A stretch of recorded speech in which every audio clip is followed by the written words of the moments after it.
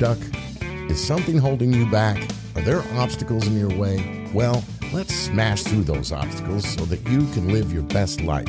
Hi, I'm Matt Brooks, founder of Matt Brooks Coaching, and I'm fascinated with how people overcome barriers and achieve success.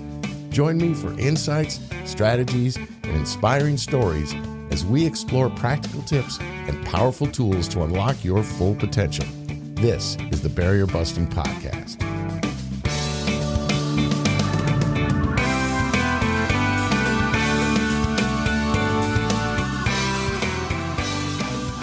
All right, we are back at the Barrier Busting Podcast. I'm Matt Brooks, and we're happy to have you with us. Thanks for listening. We started last week with a talent acquisition partner, or what we used to call job recruiter, Jamie Stevenson, and she is back with us for part 2 of our discussion. We have been talking about pivoting for the last several weeks, and today we're going to talk about her role and her advice more specifically geared towards pivoting. And for those of us who are out there doing pivots or thinking about pivots, just to remind you, Jamie Stevenson was a high school social studies teacher for 13 years, and then she pivoted herself into work as a talent acquisition partner, has spent 6 years recruiting across diverse industries. She began her career at a small agency in New Jersey specializing in technical roles and has since worked directly with tech startups in health tech, fintech, and cybersecurity, where her role is to attract and retain top talent. Jamie, great to see you again. Thanks for joining me for yet another episode. Yeah, happy to be here. Thanks for having me back. Let's just get right into pivoting now, because I've been talking about job pivoting, and pivoting is both exciting and terrifying, right? It's a really tricky thing, and just so you know, I've identified 3 types of pivots in my series. There's the I want to, which is people that just would like a change. There's the I need to, which is people who could stay in their jobs, but they just can't take it anymore. They got to do something else. And then there's the I have to, people in particular who've been forced out of their jobs or laid off, and they need to make a pivot. There's a process, though, for those who want to and need to, in particular, that they have to go through to figure out what to do, how to do it. So let's talk about this process and get some advice from you. When you decide you're going to pivot, all right, you're obviously, if you're not going to go specifically into the same job with another company, but you're going to change slightly, what advice do you have for identifying and communicating transferable skills when moving into a new industry or role? Yeah, I mean, you obviously need to figure out like what type of a role, like what is the pivot? Is it a career, like a title change, or is it an industry change? Like, you kind of have to organize yourself as far as like what type of a pivot is this? And then, in your job search, like I always tell, friends, candidates, especially when I was working at agency, I was servicing a lot of different clients, working on a lot of different kind of roles, but I would say like, you want to look at the job description and the company and their core values, and always like you tweak your resume for each role that you're applying for to really, showcase and highlight the skills they're looking for and the skills that you possess. And get somebody to bounce. Sense? Yeah. Get somebody to bounce ideas off with, because sometimes you might not see a skill in a broader sense, but someone might go, oh, wait a minute, you did this. It works in this way, am I right? Yeah, absolutely. Yeah. My good coworker of mine, a good friend and coworker of mine from my previous role, I'm actually in a transition. I'm starting a new role on Monday. She was at the company I was just at as well, and she started a couple weeks back, but we were both on the job search together. And really helped each other recognize like, wow, yeah, like I could put this in my resume. Like I forgot. Yeah, I did that. And the way the way that she worded it too was just so much more, captivating than I had in my head, or than, so it's definitely good to have a sounding board. And, your skills that are specific to one job can apply to many other jobs in a broader sense, and you just need to widen your vision with them a little bit and think them through. And I'm not talking about bullshitting. I'm talking about just looking at those skills and seeing how they really have you prepared for much more than just the specifics of the gig you were in. Okay. Here's a good one that I think we all want to know. What might scare an employer off from hiring someone who's pivoting from another industry or role? What might scare them off? Lack of experience is the obvious one. Maybe needing too much coaching, and the manager may not have the time or the bandwidth or motivation to do that. I do see that, Mm-hmm. especially in lean environments. I've been in, like I said, tech startups. It's a very lean environment, so they like people to come in and, as they say, hit the ground running. That don't require a lot of ramp up and training. But usually that's somebody that's at that mid senior plus level. Obviously, if you're applying to something that's entry level, it should be implied, and maybe it's not always. I know I've seen lots of jokes and memes about this. Like, entry level means that there is going to be coaching and training available on the job. And if the hiring manager or the recruiter that you speak to, says the opposite, then it's not an entry level job. Okay. It's not that basic level, that level one. Okay, that's And good to know. run. I didn't I know would that say run. I didn't know that entry level, just inherently means there'll be training that comes with that. So that's good to know. I mean, it makes sense. But now let's go to the other side of this coin. What might turn an employer on for hiring someone from another industry or role? I mean, how can candidates stand out when recruiters when they come from a different industry or have a nonlinear career path? Mm-hmm. I would say something that would stand out is, and this is what I love too, is diversity, right? Diversity of experience, of mindset, and just a different frame of reference that you can bring to the table that may not already be there. So that'll pop out at you from the page. You'll see that from the resume or from their cover letter or whatever. Or... Not necessarily. Just by knowing, like, oh, this person is coming from a different industry or role, but some of these soft skills apply. That's appealing. That could bring a different perspective. You kind of assume that. Okay. Are there industries or roles that are more open to hiring pivoters than others? That's kind of a broad question. I think it really depends on the company and, what it is and the role itself that they're looking for. I'd say that there are certain jobs where, there is that ability to sort of apply. So, like, for instance, recruiting, I think that is an easy one. And I don't say that sort of disqualifying myself here, but, I was able to transition from teaching to, recruiting, because it's not like there's a super hard skill that you need, like coding or, a certain certification per se. But it's something that, if you have people skills, it's kind of in that salesy realm of things. If you've got the people skills, you can communicate and you're resourceful and, you know how to do a search and you can use some social media and whatnot. You can get trained up. Well, see, I like to ask a lot of stupid questions because I find that stupid questions, the simple things that we think should be obvious, always have an answer that'll have something in there that's not so obvious. And in this case, I think a lot of people are afraid to take a risk and go into something else, but that they should give it a shot. There are transferable skills that companies are more willing to look at than we realize. I mean, if you're hiring someone for coding, then they got to know coding. But, how important, just because you just mentioned it, how important is formal education and certification when pivoting to a different career? And when does experience alone suffice?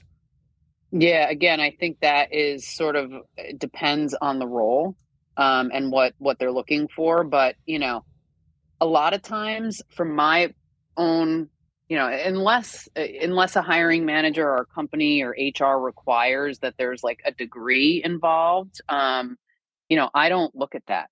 It's more about the experience. To me,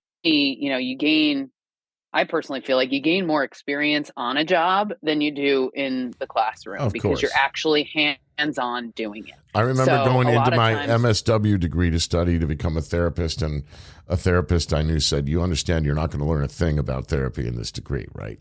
And that's the case. Yeah. So I guess what I'm getting at is when we say, when we see on a job posting, degree in such and such preferred, when the word If it's says preferred, preferred? I always say go for it. Uh-huh. I always, I say apply, even if you're, you don't meet every criteria. Yeah, it can't hurt because, again, keep in mind that that job posting is a Christmas list. They want, that is the perfect candidate, which doesn't exist. Um, so I always say take the shot, even if you have a couple years less experience, or you don't have that degree, go for it. Well, I think that's really great to know that what you said, that was in our last episode, and saying it again here, that, a job posting is a Christmas list. Because I think some people I know I've not applied for things I probably could have at least got an interview for in retrospect, just because I'm like, I don't have some of the things on this list, but it's a Christmas list. It's not, they're writing the perfect candidate, but they're never going to find that. So, it's like buying a house, right? Like when you're on the market looking for a house, there are certain things you're going to have to concede on. Usually you're not going to get everything. Especially in Jersey. What can you waver on? Yeah, exactly. You're conceding on several things. All right. Well, totally. That's cool. Let's talk about one thing I do want to, can I just, I wanted to say something about, like, when you're applying for that job that you may not be the perfect, fit on paper for, or there's certain things that you're lacking. One piece of advice I would like to offer the audience is, you apply for that job, look for the hiring manager on LinkedIn, who is hiring for that job, or the recruiter that's owning that job. But I would say the hiring manager is going to be more effective, and send them a message. This is a super effective way to gain the attention of the hiring team, and sell yourself. So that doesn't come off as sleazy in any way. That's really a positive thing to do. Oh yeah. And I see it more and more, and I can't tell you how many times I've had hiring managers reach out to me as the recruiter and say, hey, this person said they applied, they reached out to me, and I think they sound really motivated. I'd like to talk to them, set up an interview.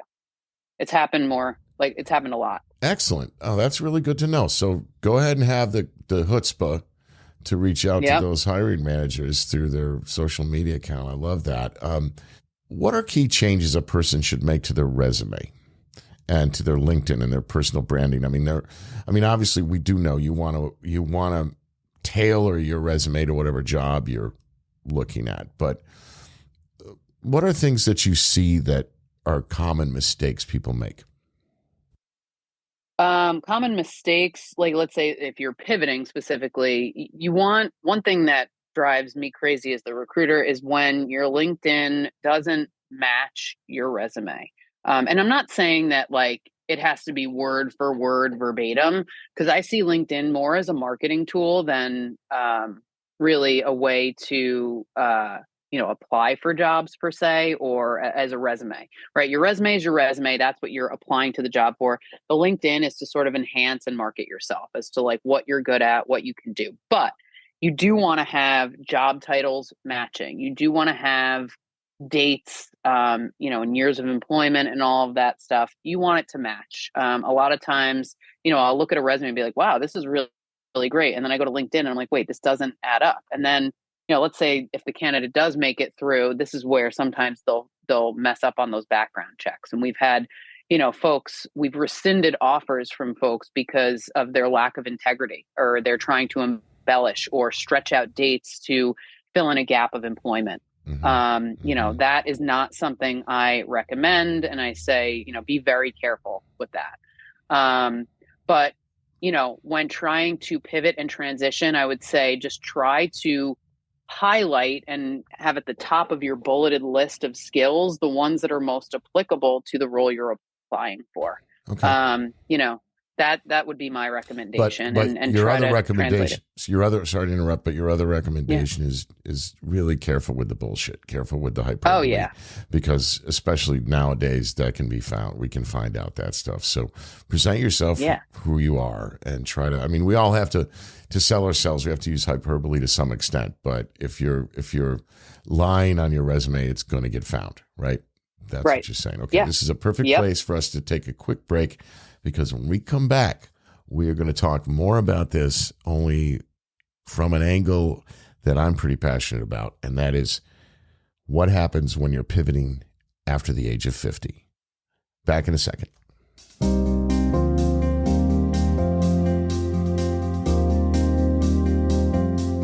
Feeling overwhelmed?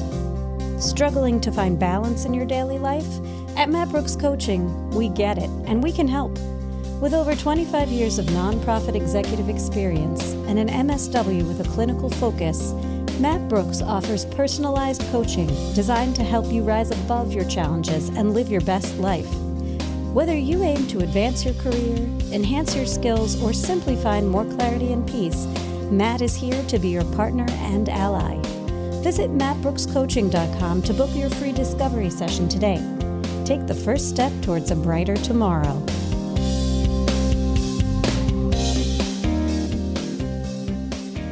Don't I have the best voiceover artist for that ad? I was going to say, I recognize that voice. I get a lot of compliments on that voice, and people think I spent big money to hire that voiceover artist, and I guess you could say I did. But all right, we're back, and now I want to get into a little bit of a awkward, uncomfortable area, but it's really important. I did a whole show a few weeks ago on pivoting over 50 and ageism. And I want to get into this area of ageism, not to put you in an uncomfortable position. I know you need to be careful, but I want to see if you can give us some advice that might help. First, though, I want to set it up with some numbers that I gave in this episode I did a few weeks ago, because they are pretty startling, okay? So according to ProPublica and the Urban Institute, more than half of the workers in this country who are over 50 are pushed out of employment, and only 1 in 10 of those are going to recover, okay? 28% of stable, long-time employees sustain at least one layoff between the age of 50 and retirement. 56% of that job loss is employer-driven. Okay, so that 56% breaks down 28% from layoffs, 15% due to something called deteriorating conditions. I still don't know what that means. And 13% due to something called classified as unexpected retirement, which to me is just they got pushed out, okay? Information from the U.S. Census Bureau states that there are over 40 million workers in this country over the age of 50, and of those, it's predicted 22 million will likely suffer layoffs, forced retirement, or involuntary separations from their jobs. And here's the really frightening thing. Of that 22 million, it's predicted that only 2 million will recover. I'm not going to ask you the obvious question, which is why do we do this to people over 50, because it doesn't make any sense to me, especially now that we're living longer and healthier lives. 50 is often when people, I think, are at the height of their game. They're at their, the top of their game. But for some reason, we have this arbitrary number of 50, and it is a reality. It's a real thing. And it is, as Bill Maher said, the last acceptable prejudice. All right, ageism. So,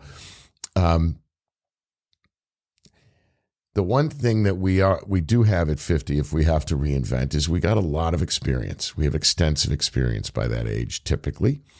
So how is extensive experience like that viewed when transitioning to a new role or field? And what would you suggest a person does to highlight that in a positive way? Yeah, it's a good question. It's definitely a tricky subject, because I would say that extensive experience is obviously can be held in high esteem, but then I think also hiring managers may feel threatened, right? Especially if they're potentially younger, right? So I think that's why sometimes this ageism exists. There's this fear that like, oh, what if they're better than me? Oh. What if they know more than me, right? Oh, I just got the truth finally came out, right? That's a lot to do with it. And salary, right? A hiring manager thinks they're going to expect to be paid commensurate with their experience, and that's not what we're looking to do. So what can you tell the applicant, the person over 50 who's applying? What can they do to put that hiring manager at ease, to put that owner of that company or that boss, that CEO at ease? What can they do to get the message out that they're not necessarily looking for the salary that the people might? I mean, you don't want to say I'm not looking for good pay, but how do you come across in a way that says, look, I'm going to be a team member? Yeah, no, I think one thing I tell all candidates, no matter what the age, is like, make sure you really understand the company, what their mission is, what their values are, and speak to that. Whether it's in, I don't really like cover letters. That's a whole other subject we haven't really talked about. But if you are going to submit a cover letter, you can speak to that. Or if you're going to email the hiring manager or the recruiter or reach out to them on LinkedIn, like I'd mentioned before, like speak to those things. Here's why I want to join your organization. Like I'm very again, it comes down to that passion, that curiosity, that, not just looking for a competitive salary, but looking for the opportunity. Looking right? for the opportunity. That's the key right there. And yeah. Look, just going to pause you briefly. I want to back up. Cover letter. All right. Let's not get into the whole reasons why you don't like cover letters. But if you don't have a cover letter, how do you communicate this? Is it that you're reaching out on social media and over email? I mean, if the cover letter is typically the place where your resume is the place where you convey your skills and experience, the cover letter is the place where you get to convey your passion often. Yeah. So if the cover letter is no longer effective, how do we do that? How do we get that across? I advise that you put a summary on the top of your resume, almost like what is your objective for applying for the job, and summarize it again succinctly there. Why, whatever the company name is, why, I'm interested in this role. I feel like I could be of value because of X, Y, and Z, and speak to not just the job that you're applying to, but also the overall like core values and the mission of the company itself. What subtle thing can somebody say in that or in their interviews or whatever that will let the company know that they already understand that they're pivoting, and that means they have to take a few steps back, like we talked about in the last episode, and that they are not expecting they be paid, equally to what they were paid in their last role, that they want to get their foot in the door and work really hard. How do we get that point across without saying those words? You could say, like I've seen on resumes and in those like summaries and objectives where it's like, I have diverse experience, working as an IC, like an individual contributor, management, and I'm a team player and willing to, to start. I wouldn't say start at a basic level, but in some ways, use some verbiage that talks about like willing to learn and, again, begin as like an individual contributor and, look forward to growing within the team and the company, something along those lines. Here's where something I also have had in my head, but haven't mentioned in this podcast is I love to use, you may hate this, I love to use AI and ChatGPT to try to really get a good way to convey my thoughts, especially when it comes to writing, formal, whether it's like resume or, a blurb or a summary. It's super helpful. So that's a for great the record, tool. Don't hate it because I use it myself. But I don't I use it. I used it for some of my questions for this podcast, in fact. But I don't take what it says verbatim. I take what it says as giving me a starting point for me to write everything in my own words. And that's exactly what I use. Oh my God, are you kidding? I mean, these are tools that now exist to make our lives, I look at it as a thinking tool. Right. I think a lot of, I know I was just talking to a former professor of mine yesterday who's like, you wouldn't believe the rash of papers I'm getting now that are just literally straight out of a, that's not what I'm talking about, but a thinking tool. Okay. Are there any qualities or contributions that people, make throughout their careers that employers particularly value more now in mature candidates? Are there any? That may be a stupid question. There may be no answer to that, but is there a way? I'm always looking to find ways that older people can stand out. Because I'm an older person and I love older people. Yeah. Right. No, I'm not far from that either, Matthew. So, I would say, kind of how I look at like folks that are consultants. You can kind of compare that to the folks that have been, that are progressed in their career. They have a diverse skill, like amount of diverse experience. They've been exposed to a lot of challenges and ebbs and flow in the market, in the job, right? In changing technology, and they've, been resilient through that, right? They've been able to navigate those changes. But also being like having that longevity in a career, you've picked up a lot of skills, right? Hard skills, soft skills. And you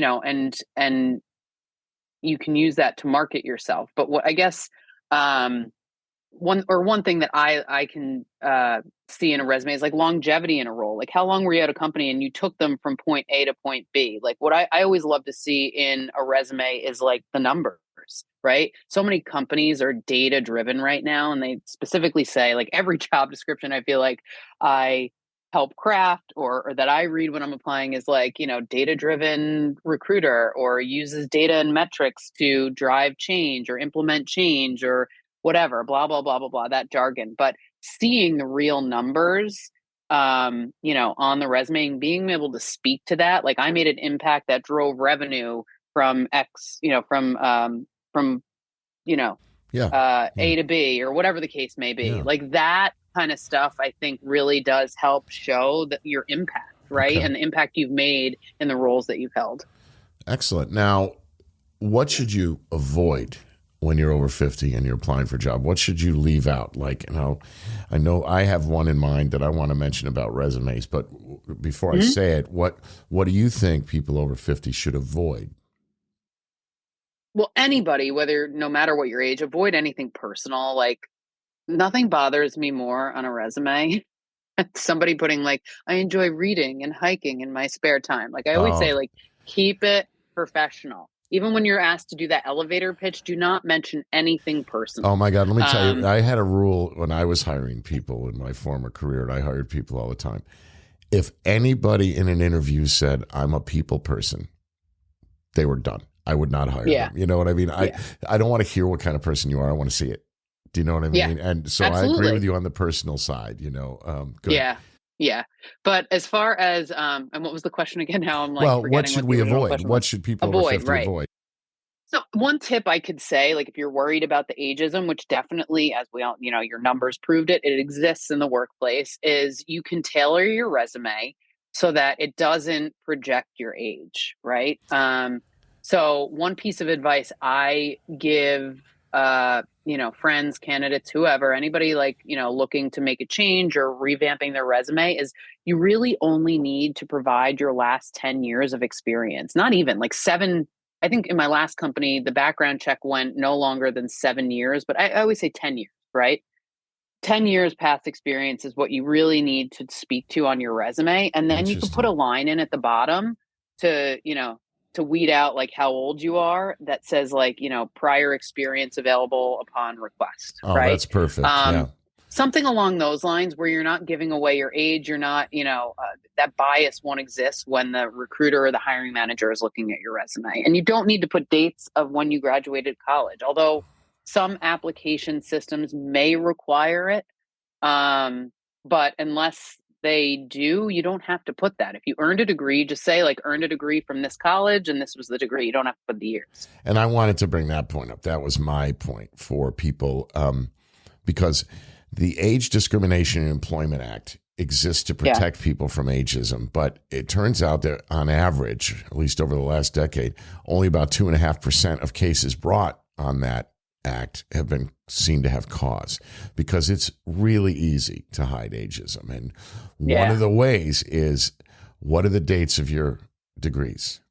So you graduate from high school in 1988, we know your age. Do you know what I mean? Yep. So I always say take the dates off unless they specifically request them. Take the dates off. Absolutely. So I'm glad to hear you say the same thing. If the only thing that bothers me about just the last 10 years is if you have extensive 30 years of experience, you're not selling it seems to me like you're not selling yourself as well as you could, or are you? You can. Well, that's where you can also write in your summary, your sort of progression of experience, or at the end of the resume. There's a lot of ways to play around with this. If that's a concern that you have, is you want to show that progression, right? And that hard work that you've done. You could say like previous experience available upon request, and, would include, whatever those past roles are. But in a very general way, I see. Yeah. Okay. Or like I said, in your summary, you could say like, kicked off my career as, I don't know, a project coordinator, blah, blah. And then like, through the years have progressed to, a director of project management, or, a PMO, like head of PMO or something like that, All right. So, I know this is a tough topic because we all have to be careful, but I'm not a hiring person. I have my own small business, and I talk about ageism because I see it all the time, and it's terribly offensive to me because there's a hell of a lot of people I know in their 50s and 60s who are extraordinarily talented people, and it seems like a lot of talent and expertise to be wasting. So I really hope that I'm going to be pounding this drum for a long time. I hope we can find a way to make the last acceptable prejudice no longer acceptable. But that's enough of my pontificating for the day. I got one last question for you, Jamie. Back to pivoting in general. A lot of people want to pivot. They have a dream. They dream about it. They want to get out of the rut they're in or whatever, but they're frankly scared to do it. Now, I've given some advice on how to go about this, but for those people that really aren't fulfilled in their lives and want to pivot, but they're scared to pivot, do you have any thoughts for them? I mean, that was me. And then I was kind of in that mode. I know you talked about the 3 different types of pivots where like I had to do it in order to maintain, stability for my kids and the lifestyle that they were used to leading. So I was kind of forced into it. Otherwise, I think I probably would have just been afraid and not done it, frankly, and would have just like gone with what I knew. But it's always, the fear of the unknown really is what I think prevents people from actually making that jump. But I would say, and this is something I did, talk to people, reach out to, people that that are doing it, or even people that you don't know. Like, it's funny, on LinkedIn, I'll get people that reach out to me about, not getting a role at my company. They just want to pick my brain on kind of like what we're talking about today. Like, what's a good, and, sometimes those connections can lead to bigger opportunities. So I would say reach out to, either, and you can look at school, like if there's something specific you're looking into or you're passionate about that you want to pivot into, like look at programs online or, local schools and whatnot, and talk to, professors or folks over at those departments. Like, what is it going to take, And I think, Matthew, you could probably speak to this as far as what you did in your pivot.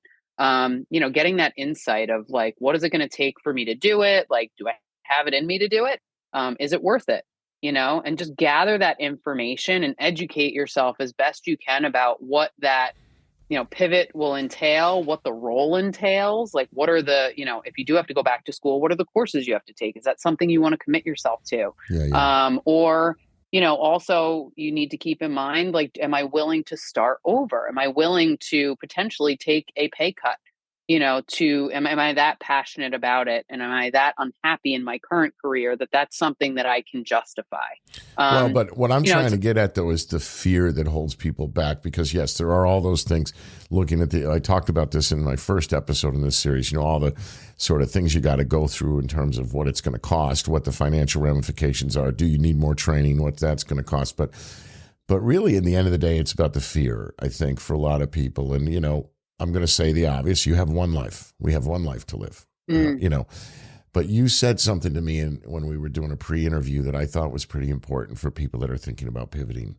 Don't wait. Do it. Yeah. The earlier you do it, the better. Because as Absolutely. someone who pivoted in his 50s, I can tell you it's a lot harder than had I done it in my 30s, So if you're unhappy, don't quit your job. But start doing the research, listen to my podcast, get online. There's plenty of books and materials on this you can find with a simple Google search. And just start looking through all the angles of pivoting.